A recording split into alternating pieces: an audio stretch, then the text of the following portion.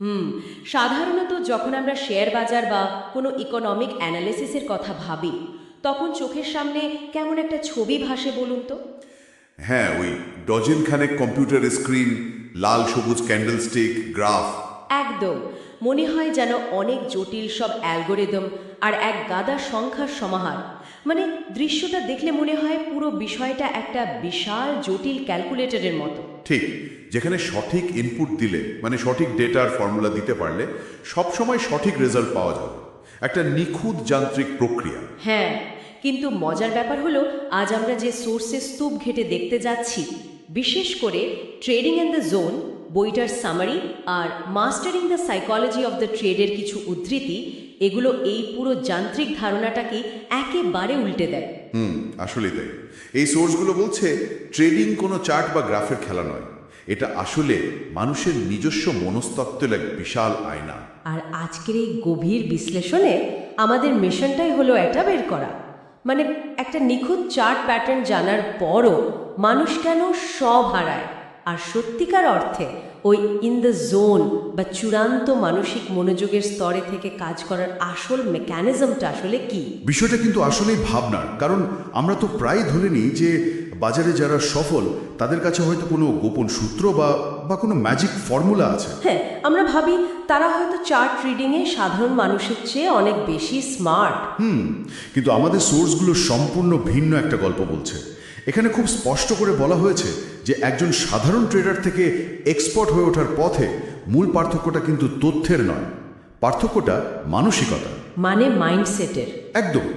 বাজার সম্পর্কে কতটা জ্ঞান আছে তার চেয়ে অনেক বেশি জরুরি হলো নিজের মন সম্পর্কে কতটা সচেতনতা আছে। মানে চিন্তাধারা একটা মৌলিক পরিবর্তন আনা ছাড়া ধারাবাহিক সফলতা একেবারেই অসম্ভব। আচ্ছা, এই জায়গাটাতে একটু থামা যাক। তথ্যের চেয়ে মানসিকতা বেশি জরুরি, কথাটা শুনতে খুব ভালো লাগে। কিন্তু ধরুন কেউ একজন একটা কোম্পানির ফান্ডামেন্টাল অ্যানালিসিস খুব ভালোভাবে করল, টেকনিক্যাল চার্টও তার মুখস্থ, তার তো সফল হওয়ার কথা, তাই না?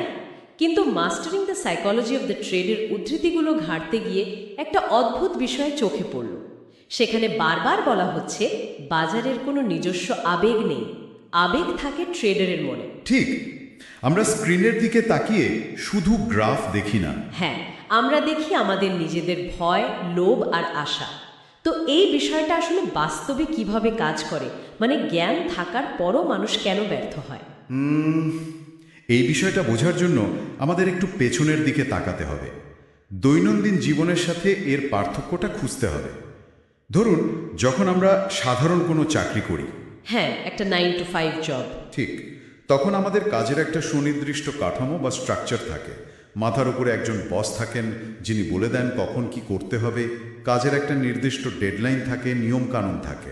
মানে আমরা একটা সেফ গণ্ডির মধ্যে থাকি আর কি। একদম। কিন্তু ট্রেডিংয়ের জগতে এই কাঠামোর অস্তিত্ব একেবারেই নেই। কখন শেয়ার কিনতে হবে, কখন বেচতে হবে, কতটা রিস্ক নিতে হবে, সব কিছুই সম্পূর্ণ নিজের ইচ্ছাধীন। বাজার কাউকে কোনো নির্দেশ দেয় না। ওয়াও, তার মানে এই যে সীমাহীন স্বাধীনতা, ঠিক এখানেই সবচেয়ে বড় মনস্তাত্ত্বিক ফাঁদটা লুকিয়ে আছে। হ্যাঁ, যখন বাইরের কোনো কাঠামো থাকে না তখন ভেতরের মানসিক কাঠামোকে সেই জায়গাটা নিতে হয়। আর সমস্যা হলো বেশিরভাগ মানুষের সেই মানসিক কাঠামোটা তৈরি থাকে না। আচ্ছা। ফলে চরম অনিশ্চয়তার মুখে আমাদের সাবকনশিয়াস মাইন্ড, যেটা কিনা মূলত আদিম ভয় আর লোভ দিয়ে চলে, সেটা ড্রাইভিং সিটে বসে যায়। তার মানে এই সীমাহীন স্বাধীনতায় আসলে আমাদের সবচেয়ে বড় শত্রু হয়ে দাঁড়ায় যদি না আমরা নিজেদের কন্ট্রোল করতে শিখি। এটা অনেকটা এমন যে ধরুন কাউকে একটা রেসিং কার দিয়ে বলা হলো যত খুশি জোরে চালাতে পারে, কিন্তু তাকে ব্রেক কিভাবে কষতে হয় তা শেখানো হলো না। দারুণ একটা উপমা। ব্রেক না থাকলে তো ক্র্যাশ করবেই। ঠিক। একটা বাস্তব উদাহরণ দিয়ে চিন্তা করা যাক। ধরুন আমরা অনেক অ্যানালাইসিস করে একটা শেয়ার কিনলাম, এরপর দেখলাম সেটার দাম 10% কমে গেছে। তখন আমাদের মাথার ভেতর ঠিক কি চলতে থাকে? তখন তো প্যানিক শুরু হয়। হ্যাঁ, আমরা সাধারণত ভাবি আরেকটু দেখি, দামটা নিশ্চয়ই আবার আগের জায়গায় ফিরে আসবে, আমি কিছুতেই লসে বিক্রি করব না। এই যে একটা জেদ কাজ করে, এর পেছনে সাইকোলজিটা কি? এই যে দামটা নিশ্চয়ই ফিরে আসবে বা আমি লসে বিক্রি করব না, এটা কিন্তু কোনো যৌক্তিক বা লজিক্যাল অ্যানালিসিস থেকে আসা কথা নয়। তাই তো। এটা আসে সরাসরি মানুষের ইগো বা অহমিকা থেকে। আর ওই যে ভুল স্বীকার না করার একটা জন্মগত প্রবণতা আছে না আমাদের, সেখান থেকে। লোকসান মেনে নেওয়া মানে হলো নিজেকে এটা বলা যে আমি ভুল ছিলাম। আর কেউ তো নিজেকে ভুল মানতে চায় না। একদম না। মানুষের মস্তিষ্ক বিবর্তনের মাধ্যমে এভাবেই তৈরি হয়েছে যে সে শারীরিক বা মানসিক ব্যথা থেকে দূরে থাকতে চায়। যখন শেয়ারের দাম কমতে থাকে তখন বাজার কিন্তু কাউকে ব্যক্তিগতভাবে আক্রমণ করছে না। না, বাজার তো শুধু ডেটা দেখাচ্ছে। ঠিক, সে কেবল বায়ার আর সেলারের ব্যালেন্সের ভিত্তিতে একটা নতুন দাম তৈরি করছে। কিন্তু মানুষের মস্তিষ্ক সেটাকে একটা পার্সোনাল থ্রেট বা ব্যক্তিগত হুমকি হিসাবে নেয়। ও আচ্ছা, তখন বাজারের দেওয়া বাস্তব তথ্যের চেয়ে মানুষ নিজের আশার ওপর বেশি ভরসা করতে শুরু করে। হ্যাঁ, আর এটাই হলো বড় পতনের শুরু। তখন আপনার জ্ঞান বা চার্টের স্কিল আর কোনো কাজেই আসে না। তাহলে আমাদের লক্ষ্যটা আসলে কি হওয়া উচিত? আমরা কি এই আবেগগুলোকে পুরোপুরি মুছে ফেলার চেষ্টা করব? মানে আমরা কি এক ধরনের ফিলিংসলেস রোবট হওয়ার চেষ্টা করছি, নাকি এই আবেগগুলোকে কেবল একটা কাঠামোর মধ্যে নিয়ন্ত্রণ করার কথা বলা হচ্ছে? আবেগ পুরোপুরি মুছে ফেলা তো কোনো মানুষের পক্ষেই সম্ভব নয়। হ্যাঁ, সেটাই। আর আমাদের সোর্সগুলো কিন্তু আমাদেরকে রোবট হওয়ার পরামর্শ দিচ্ছে না।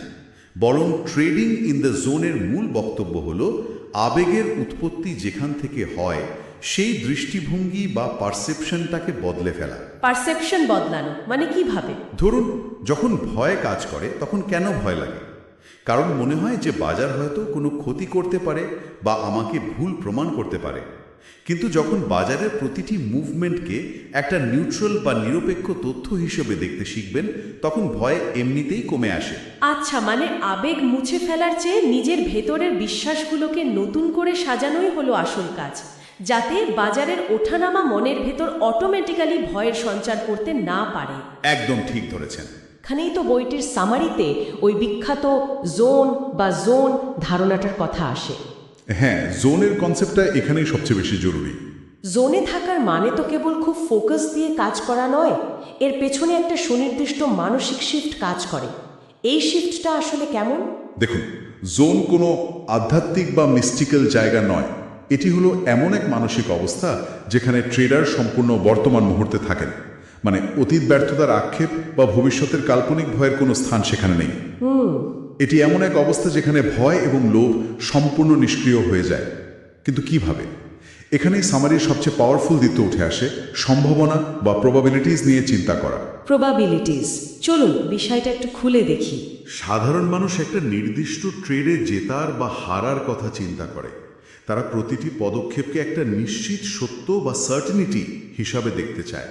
কিন্তু যারা জোনে আছেন তারা জানেন যে কোনো সিঙ্গেল ট্রেডের ফলাফল সম্পূর্ণ অনিশ্চিত। মানে তারা জানেন যে 100% নিশ্চিত বলে কিছু নেই। একদম। তারা কেবল সম্ভাবনার ভিত্তিতে নিজের কৌশল প্রয়োগ করেন। তারা জানেন যে যদি তাদের একটি নির্দিষ্ট কৌশল বা এজ থাকে আর তারা যদি বারবার সেটা প্রয়োগ করতে থাকেন, তবে লং রানে তারা লাভবান হবেন। এই এজ বা এজ শব্দটা ট্রেডিংয়ের জগতে প্রচুর শোনা যায়, কিন্তু এটার আসলে প্রকৃত অর্থ কি? এটা কি কোনো জটিল গাণিতিক ফর্মুলা, নাকি কোনো সিক্রেট ইন্ডিকেটর যা অন্যরা জানে না? না না, এজ কোনো জাদুকরী ফর্মুলা নয়। খুব সিম্পলি বললে, এজ হলো এমন একটা পরিস্থিতি যেখানে একটা নির্দিষ্ট ঘটনা ঘটার সম্ভাবনা অন্য আরেকটা ঘটনা ঘটার চেয়ে কিছুটা বেশি থাকে। আচ্ছা, ধরুন একটা কয়েন টস করা হচ্ছে। সাধারণ কয়েনে হেড বা টেল পড়ার সম্ভাবনা 50-50। কিন্তু যদি এমন একটা কয়েন ব্যবহার করা হয় যেটাতে হেড পড়ার সম্ভাবনা 55% আর টেল পড়ার সম্ভাবনা 45%। ও তাহলে ওই অতিরিক্ত 5%ই হলো একটা এজ। এক্স্যাক্টলি। পরের টসটাতে ঠিক কী পড়বে তা কেউই জানে না, কিন্তু এটা নিশ্চিতভাবে জানা যায় যে যদি 1000 বার টস করা হয় তবে শেষ পর্যন্ত হেড বেশি পড়বে এবং ওভারঅল একটা প্রফিটেবল রেজাল্ট আসবে। তার মানে ক্যাসিনো যেভাবে কাজ করে বিষয়টা অনেকটা সেরকম। একদম তাই। মানে একটা ক্যাসিনো কিন্তু জানে না যে রুলেট হুইলের পরের স্পিনটাতে কে জিতবে, বা ধরুন ব্ল্যাক জ্যাকের পরের হাতটিতে কোনো নির্দিষ্ট প্লেয়ার জিতবে নাকি ডিলার জিতবে। না, তাদের জানার দরকারও নেই। ঠিক, তারা এটা নিয়ে কখনো চিন্তিতও হয় না বা ঘামায়ও না, কারণ তারা জানে তাদের একটা ম্যাথমেটিক্যাল এজ আছে। 1000টা স্পিন বা গেমের পর দিনের শেষে ক্যাসিনোই লাভে থাকবে। তারা প্রতিটি সিঙ্গল স্পিন নিয়ে মাথা ঘামায় না, তারা ফোকাস করে স্যাম্পল সাইজের উপর। চমৎকারভাবে ধরেছেন বিষয়টা। আর ঠিক এখানেই একজন সাধারণ মানুষ এবং একজন এক্সপার্ট ট্রেডারের মধ্যে পার্থক্যটা তৈরি হয়। সাধারণ মানুষ প্রতিটি ট্রেডকে জীবন মরণের প্রশ্ন বানিয়ে ফেলে। হ্যাঁ, মনে করে এই একটা ট্রেডই হয়তো আমার ভাগ্য বদলে দেবে। ঠিক, কিন্তু যিনি জোনে আছেন তিনি ক্যাসিনোর মালিকের মতো চিন্তা করেন। তিনি জানেন এই নির্দিষ্ট ট্রেডটা লস হতে পারে, কিন্তু তার এজ ঠিক থাকলে পরের 20টা ট্রেডের সিরিজে তিনি ঠিকই লাভ করবেন। ফলে একটা সিঙ্গল লস তার মনে কোনো ভয়ের সঞ্চার করতে পারে না। না, কারণ তিনি রেজাল্টের উপর থেকে নিজের ইমোশনাল অ্যাটাচমেন্ট সম্পূর্ণভাবে সরিয়ে নেন। কিন্তু ওয়েট, এখানেই একটা অদ্ভুত প্যারাডক্স তৈরি হয়, যা নিয়ে আমি একটু পুশব্যাক দিতে চাই। মানে একটা ডিফারেন্ট অ্যাঙ্গেল থেকে যদি দেখি। হ্যাঁ, বলুন। একটা অত্যন্ত হিসাব নিকাশ নির্ভর আর্থিক বাজারে, যেখানে সবাই প্রচুর ব্রেন খাটিয়ে ডেটা অ্যানালাইসিস করে টাকা আয় করতে আসে, সেখানে জেতার জন্য প্রতিটি পদক্ষেপের সঠিক হওয়ার অদম্য বাসনা বা নিজের ইগো প্যাক করাটা কি একটু সাংঘর্ষিক নয়? শুনতে সাংঘর্ষিক লাগলেও, কারণ দেখুন, আমরা তো ছোটবেলা থেকেই শিখে এসেছি যে সঠিক তথ্য জানলে আর বুদ্ধি খাটালে আমরা সব সময় সঠিক উত্তর পাব। স্কুলে যে যত বেশি সঠিক উত্তর দেয় সে তত বেশি নম্বর পায়, কিন্তু এখানে বলা হচ্ছে জেতার জন্য আগে সবসময় সঠিক হওয়ার জেদটা ছাড়তে হবে। এটা তো হিউম্যান নেচারের একেবারে উল্টো। হ্যাঁ, আর এটাই হলো ট্রেডিংয়ের সবচেয়ে বড় মনস্তাত্ত্বিক ফাঁদ। এই প্যারাডক্সটাই বেশিরভাগ মানুষ বুঝতে ব্যর্থ হয়। আমাদের সোসাইটি, এডুকেশন সিস্টেম সবকিছুই আমাদের শিখিয়েছে যে ভুল করা মানেই হলো ব্যর্থতা। আমাদের ইগো সবসময় রাইট হতে চায়। একদম, কিন্তু ট্রেডিংয়ের এনভায়রনমেন্ট সাধারণ জীবনের পরিবেশ থেকে সম্পূর্ণ আলাদা। এখানে সঠিক হওয়ার জেদই হলো পতনের মূল কারণ। বইটির সামারি স্পষ্ট করে বলে যে কেউ যদি মার্কেটকে প্রমাণ করতে চায় যে সে সঠিক, তাহলে সে নতুন বা বিপরীতমুখী ডেটাগুলোকে ইগনোর করতে শুরু করবে। ঠিক, সে ইমোশনাল হয়ে পড়বে, লস মেনে নিতে চাইবে না, কারণ লোকসান মেনে নেওয়া মানে হলো নিজের ভুল স্বীকার করা। কিন্তু যারা জোনে থাকেন তাদের কাছে ভুল হওয়া বলে কিছু নেই। আচ্ছা, তাদের কাছে তাহলে বিষয়টা কি? তাদের কাছে প্রতিটি ট্রেড হলো একটা প্রবাবিলিটি বা সম্ভাবনার পরীক্ষা মাত্র। তারা যখন দেখেন যে বাজারের পরিস্থিতি তাদের ধারণার বিপরীতে যাচ্ছে, তারা বিন্দুমাত্র ইগো না দেখিয়ে সেই ট্রেড থেকে বেরিয়ে আসেন, কারণ তারা জানেন এটা তাদের পার্সোনাল কোনো ফেলিয়ার নয়, এটা স্রেফ প্রবাবিলিটির একটা পার্ট। ওয়াও, বিষয়টা অনেকটা আবহাওয়ার মতো বলা যেতে পারে। আবহাওয়ার মতো কিভাবে? ধরুন, আমরা ওয়েদার ফোরকাস্ট দেখে ঠিক করলাম যে আজ বৃষ্টি হবে না, তাই সাথে ছাতা নিলাম না। কিন্তু রাস্তায় বের হওয়ার পর হঠাৎ মুষলধারে বৃষ্টি শুরু হলো। এখন আমরা কি আকাশের দিকে তাকিয়ে রাগ করব? না, অবশ্যই না। আমরা কি মেঘের সাথে তর্ক করব এটা প্রমাণ করার জন্য যে আমাদের পূর্বাভাসটাই সঠিক ছিল এবং বৃষ্টির এখন থামা উচিত? পাগলামি ছাড়া আর কিছুই না। কারণ আবহাওয়া কারো ইগো বা অহংকারের কোনো তোয়াক্কা করে না। স্রেফ পরিস্থিতিটা মেনে নিতে হবে আর কোথাও আশ্রয় নিতে হবে। খুব সুন্দর আর প্র্যাকটিক্যাল একটা উপমা। বাজারও তো ঠিক একই রকম, তাই না? সে কারোর ইগোকে পরোয়া করে না। মেঘের সাথে রাগ করাটা যেমন অর্থহীন, বাজারের ওপর রাগ করা বা নিজের জেদ ধরে রাখাও ঠিক ততটাই অর্থহীন। একদম ঠিক।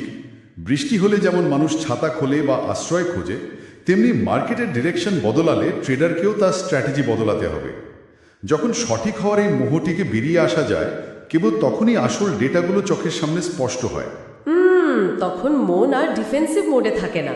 না, বরং বাজার যে সুযোগগুলো দিচ্ছে সেগুলোকে নিউট্রালভাবে রিসিভ করার জন্য ওপেন থাকে। ইগো ত্যাগ করা মানেই হলো বাজারের সাথে ফাইট করা বন্ধ করা। আচ্ছা, থিওরিটিক্যাল আলোচনা তো অনেক হলো, ঠিক এখানেই বিষয়টা সবচেয়ে বেশি ইন্টারেস্টিং হয়ে ওঠে। এবার একটু প্র্যাকটিক্যাল দিকে আসা যাক। হ্যাঁ, চলুন। আমরা বুঝলাম যে ইগো ছাড়তে হবে, সম্ভাবনা নিয়ে ভাবতে হবে, কিন্তু বাস্তবে এটা করব কিভাবে? ধরুন একজন মানুষ যে দিনের পর দিন লস করে হয়তো কনফিডেন্স হারিয়ে ফেলেছে, সে কিভাবে হঠাৎ করে ক্যাসিনোর মালিকের মতো ভাবতে শুরু করবে? এটা ওভারনাইট হওয়ার মতো কিছু না। সেটাই তো, mastering the psychology of the trade বা বইটির সামারিতে কি এই মেকানিজম নিয়ে কোনো স্পেসিফিক গাইডলাইন আছে? কিভাবে একজন মানুষ স্ক্রিনের সামনে বসে চরম অনিশ্চয়তার মধ্যেও নিজের হাতকে স্থির রাখবে? অবশ্যই আছে, আর এখানেই কনসেপ্টটা তার চূড়ান্ত রূপ পায়। এটি কেবল একটা ফিলসফি নয়, এটি রেগুলার প্র্যাকটিসের বিষয়। সামারির অন্যতম প্রধান শিক্ষা হলো ব্রেন রিওয়ায়ারিং করার জন্য একটা প্র্যাকটিক্যাল মেথড ফলো করা। মেথডটা কি? বইটিতে খুব জোরালোভাবে একটা মেথডের কথা বলা হয়েছে, যাকে বলা যায় সিরিজ অফ 20 ট্রেডস বা 20টি ট্রেডের একটা সিরিজ। আচ্ছা, 20টি ট্রেড। হ্যাঁ, লেখক পরামর্শ দিচ্ছেন যখন কোনো ট্রেডিং স্ট্র্যাটেজি অ্যাপ্লাই করা হবে তখন একটা বা দুটো ট্রেডের রেজাল্টের উপর ভিত্তি করে সিদ্ধান্ত নেওয়া যাবে না। মনস্থির করতে হবে যে ঠিক একই নিয়মে টানা 20টি ট্রেড করা হবে। এই 20টি ট্রেডের সিরিজ ধারণাটা আসলে কিভাবে কাজ করে, এর পেছনে সাইকোলজিটা ঠিক কি? এটা কি স্রেফ একটা র্যান্ডম নাম্বার, নাকি এর গভীরে কোনো কৌশল লুকিয়ে আছে? এর পেছনের সাইকোলজিটা হলো রেজাল্টের ওপর থেকে ইমোশনাল অ্যাটাচমেন্ট বা আসক্তি সরিয়ে নেওয়া। যখন কেউ জানে যে তাকে আগামী 20টা ট্রেড করতে হবে এবং তার আসল টার্গেট হলো ওই 20টা ট্রেডের নিয়মগুলো অক্ষরে অক্ষরে পালন করা, তখন একটা নির্দিষ্ট ট্রেডের লাভ বা লস হলো কিনা সেটা আর বড় কোনো ম্যাটার করে না। একদম। তখন মন নিজেকে বোঝায়, ঠিক আছে 3 নম্বর ট্রেডটা লস হয়েছে, কিন্তু এখনও তো 17টা ট্রেড বাকি আছে। ওয়াও, এই পদ্ধতিটা আমাদের ব্রেনকে একটা সিঙ্গেল ইভেন্ট থেকে ফোকাস সরিয়ে ওভারঅল সম্ভাবনার দিকে তাকাতে বাধ্য করে। এর ফলে প্রতিটি ট্রেডের সাথে জড়িয়ে থাকা আবেগ আর উৎকণ্ঠা ম্যাজিকের মতো কমে যায়। তখন কেবল ওই এজকে প্লে আউট হতে দেওয়া হয়। তার মানে এখানে মার্কেটকে কন্ট্রোল করার কোনো চেষ্টাই করা হচ্ছে না, কারণ আগামী 10 মিনিটে বাজারে কি হতে চলেছে সেটা তো কারো পক্ষেই জানা সম্ভব নয়। না, একদমই সম্ভব না। কিন্তু যা নিয়ন্ত্রণ করা যায় তা হলো নিজের রিয়াকশন বা প্রতিক্রিয়া। আগে থেকেই ঠিক করে রাখা যায় কখন বাজারে ঢুকবো, কখন বেরোবো, আর ঠিক কতটা রিস্ক নেব। অর্থাৎ রেজাল্টের উপর থেকে কন্ট্রোল সরিয়ে নিয়ে প্রসেসের উপর কন্ট্রোল প্রতিষ্ঠা করা। একদম নিখুঁতভাবে বলেছেন। আর এটাই হলো আলটিমেট সেলফ কন্ট্রোল। যখন আগে থেকেই এন্ট্রি আর এক্সিট পয়েন্ট ঠিক করা থাকে এবং বাজার প্রতিকূলে গেলে বিন্দুমাত্র দ্বিধা না করে লোকসান মেনে নিয়ে বেরিয়ে আসা যায়, তখন আসলে নিজের বিহেভিয়ারের উপর সম্পূর্ণ কন্ট্রোল চলে আসে। ঠিক যখন এই বোধটা জন্মায় যে বাজার কি করবে তা আমি জানি না এবং তা জানার কোনো দরকারও নেই, তখন কাঁধ থেকে একটা বিশাল বোঝা নেমে যায়। তখন ট্রেডিং আর কোনো মানসিক যন্ত্রণার কারণ থাকে না, এটি স্রেফ একটা রুটিন কাজের মতো হয়ে যায়। কেবল নিজের প্ল্যানকে নিখুঁতভাবে এক্সিকিউট করার উপর ফোকাস থাকে। হ্যাঁ, জানেন, এই রুটিন কাজের বিষয়টা দারুণ ইন্টারেস্টিং, কারণ এটাকে যদি একটু বৃহত্তর প্রেক্ষাপটে দেখি তাহলে এই সাইকোলজিক্যাল কন্ট্রোল শুধু ওয়াল স্ট্রিট বা শেয়ার বাজারের জন্যই নয়, বরং জীবনের যে কোনো আনসার্টেন বা উচ্চচাপযুক্ত পরিস্থিতির জন্য একটা অসাধারণ টুল হতে পারে। অবশ্যই। ধরুন কেউ একজন নতুন একটা স্টার্টআপ বা ব্যবসা শুরু করছে, সে তো জানে না আগামী 6 মাস পর তার প্রোডাক্টের প্রতি বাজারের প্রতিক্রিয়া কেমন হবে, অথবা ধরুন জীবনের কোনো বড় কেরিয়ার ডিসিশন নেওয়া হচ্ছে, সবখানেই কিন্তু এই একই নিয়ম খাটে। একদম। ফলাফল অজানা হলেও প্রসেসটা কিন্তু নিজের হাতে থাকে। ঠিক, এটি অত্যন্ত প্রাসঙ্গিক একটা কানেকশন। কারণ ভয়, লোভ, এক্সপেকটেশন আর ফ্রাস্ট্রেশন এগুলো তো কেবল ট্রেডিংয়ের মধ্যে সীমাবদ্ধ নয়, এগুলো বেসিক হিউম্যান ইমোশন। ঠিক। যখনই এমন কোনো পরিস্থিতির মুখোমুখি হতে হয় যার রেজাল্ট আমরা জানি না, তখনই মনে ইমোশনগুলোর ফাঁদে পড়ে। ট্রেডিং ইন দ্য জোন যে মেন্টাল মডেলটার কথা শেখায় তা আসলে অনিশ্চয়তাকে বা আনসার্টেনিটিকে মেনে নেওয়ার একটা পদ্ধতি। আমরা তো সাধারণত ভাবি অনিশ্চয়তা মানেই বিপদ। হ্যাঁ, কিন্তু এই সোর্সগুলো শেখায় যে অনিশ্চয়তা হলো সম্ভাবনার সমার্থক। যখন কেবল এক্সিকিউশনের ওপর ফোকাস করা হয় তখন রেজাল্ট যাই হোক না কেন মানসিক শান্তি বজায় থাকে। ব্যবসায়িক ক্ষেত্রেও যদি কেবল প্ল্যান বা প্রসেসটা ঠিকমতো ফলো করা হয় তাহলে একটা ডিল ফেল করলেও মানুষ ভেঙে পড়ে না, কারণ সে জানে প্রসেস ঠিক থাকলে লং রানে সে সফল হবে। একদম তাই। এটা আসলেই একটা চোখ খুলে দেওয়ার মতো দৃষ্টিভঙ্গি। তাহলে আজকের এই দীর্ঘ এবং গভীর আলোচনার মূল নির্যাস যদি একটু গুছিয়ে বলি, বিষয়টা দাঁড়ায় এরকম: ট্রেডিংয়ের ক্ষেত্রে বা জীবনের যে কোনো অনিশ্চিত ক্ষেত্রে আমাদের সবচেয়ে বড় বাধা বাইরের কোনো ফোর্স বা শক্তি নয়। আমাদের সবচেয়ে বড় ফাঁদগুলো লুকিয়ে আছে আমাদের নিজেদের মনের ভেতরেই। আমাদের ভয়, লোভ আর ওই যে সবসময় সঠিক হওয়ার অলীক অহমিকা। আর স্যামেরির আলোকে আমরা দেখলাম কিভাবে এই ফাঁদগুলো আইডেন্টিফাই করতে হয় আর সেগুলোকে জয় করতে হয়। হ্যাঁ, আর জয় করার সেই উপায়টা কোনো ম্যাজিক চার্ট প্যাটার্ন বা ইনসাইডার ইনফরমেশন নয়। উপায়টা হলো নিজের পারসেপশন বা চিন্তার ধরন বদলানো। ভয়হীনভাবে ওই জোনে পৌঁছানোর মানে হলো প্রতিটি সিঙ্গল ঘটনাকে নিশ্চিত সত্য হিসাবে না দেখে ওভারঅল সম্ভাবনার ওপর বিশ্বাস রাখা। নিজের ভুল স্বীকার করার মেন্টালিটি তৈরি করা। ঠিক। এবং সবচেয়ে জরুরি বিষয় হলো মার্কেটকে বা বাইরের পরিস্থিতিকে কন্ট্রোল করার বৃথা চেষ্টা না করে কেবল নিজের রিয়াকশন আর এক্সিকিউশনকে কন্ট্রোল করা। অসাধারণ। তো শুরুর দিকে আমরা যে নিখুঁত ক্যালকুলেটর আর আয়নার উপমাটা দিয়েছিলাম, আমি সেখানে আবার ফিরে যেতে চাই। আমরা অনেকেই জীবনের নানা ক্ষেত্রে পারফেক্ট ইনপুট দিয়ে পারফেক্ট আউটপুট পাওয়ার একটা অলিক ক্যালকুলেটর খুঁজছি। হ্যাঁ, আমরা ভাবি সব ঠিকঠাক করলে কখনো হারতে হবে না। ঠিক, কিন্তু আসলে আমরা দাঁড়িয়ে আছি একটা বিশাল আয়নার সামনে। শেয়ার বাজার বা জীবনের যে কোনো বড় অনিশ্চয়তা কেবল সেই আয়না যা আমাদের ভেতরের অস্থিরতা, আমাদের ইগো আর আমাদের ভয়কে রিফ্লেক্ট করে। যখন নিজের মনের এই অস্থিরতাগুলো দূর করা যায়, কেবল তখনই বাইরের অনিশ্চয়তা আর কাউকে ভয় দেখাতে পারে না। একদম পারফেক্টলি সাম আপ করেছেন। ধন্যবাদ। তো আজকের এই গভীর বিশ্লেষণ শেষে যারা শুনছেন তাদের সবার জন্য একটা প্রশ্ন রেখে যেতে চাই, জানি আপনারা নিজেরা একটু ভাবতে পারেন। আমরা দেখলাম অনিশ্চিত পরিস্থিতিতে সবচেয়ে বড় বাধা হলো সবকিছু নিজের কন্ট্রোলে রাখার বাসনা আর সবসময় সঠিক হওয়ার জেদ। একবার ভেবে দেখুন তো, আমাদের দৈনন্দিন জীবনের আর কোন কোন ক্ষেত্রে এই নিয়ন্ত্রণের মোহ বা সবসময় সঠিক হওয়ার জেদ আমাদের নিজস্ব জোন বা প্রকৃত সম্ভাবনা খুঁজে পাওয়ার পথে সবচেয়ে বড় দেয়াল হয়ে দাঁড়াচ্ছে। হতে পারে সেটা কোনো কেরিয়ারের সিদ্ধান্তে, হতে পারে কোনো ব্যক্তিগত সম্পর্কে, হয়তো ট্রেডিংয়ের এই মনস্তত্ত্ব কেবল একটা পোর্টফোলিও নয়, পুরো জীবন দেখার ভঙ্গিটাই বদলে দিতে পারে। আজ তাহলে এই পর্যন্তই।